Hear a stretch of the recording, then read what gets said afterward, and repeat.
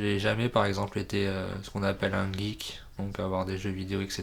Je préférais plutôt aller dehors et j'ai eu la chance de grandir à côté d'une forêt, donc ça m'a aussi permis d'être vraiment au plus près de la nature.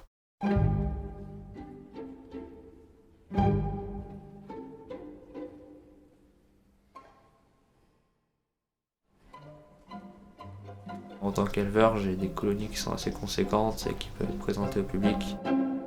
La plupart des espèces, elles peuvent atteindre au moins 5000, voire plusieurs dizaines de milliers d'ouvrières. Donc ça peut devenir assez envahissant, donc il faut pouvoir avoir de l'espace.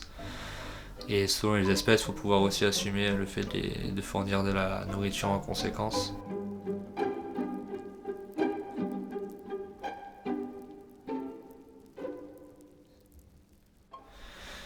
Mais ouais, cette organisation, c'est complètement dingue que des insectes puissent s'unir pour former un méga organisme, s'unir par la force pour être plus puissant sur les autres insectes. Et il y a une diversité assez impressionnante, on a 14 500 espèces. Après, il y en a qui se ressemblent, mais il y a quand même beaucoup de diversité en taille, en couleur, en, en forme, en particularité. Il y en a qui vivent en symbiose avec d'autres organismes comme des champignons, comme des plantes. Là, du coup, c'est Atacephalotes. Donc, c'est des fourmis qui vivent en symbiose avec un champignon et des bactéries.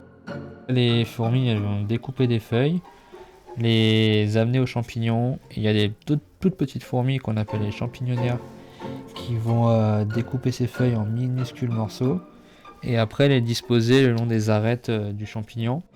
Donc c'est ce qui m'a donné envie de me lancer là-dedans et puis j'en apprends encore tous les jours alors que ça fait 12 ans que j'en élève.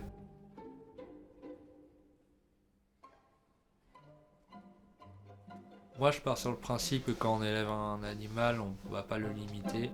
Pour moi ça sert à rien d'avoir un animal si on peut pas lui donner tout ce qu'il a besoin. Donc je vais pas forcément, je limite pas. C'est comme les gens qui par exemple qui vont laisser un animal enfermé dans une cage, je trouve ça complètement ridicule de prendre un animal pour lui offrir des conditions qui seraient moins bien que ce qu'il pourrait retrouver dans la nature.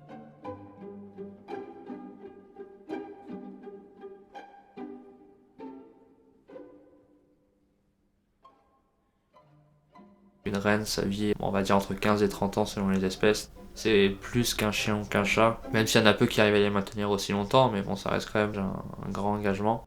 J'ai donné une colonie au Palais de la Découverte qu'il a exposé pendant 5 ans. Même pour les scientifiques, ça reste des fois difficile d'avoir des grandes colonies. Ça permet aussi de faire découvrir un peu ce monde au grand public, même si ça reste quand même des personnes qui sont intéressées par la nature qui vont venir.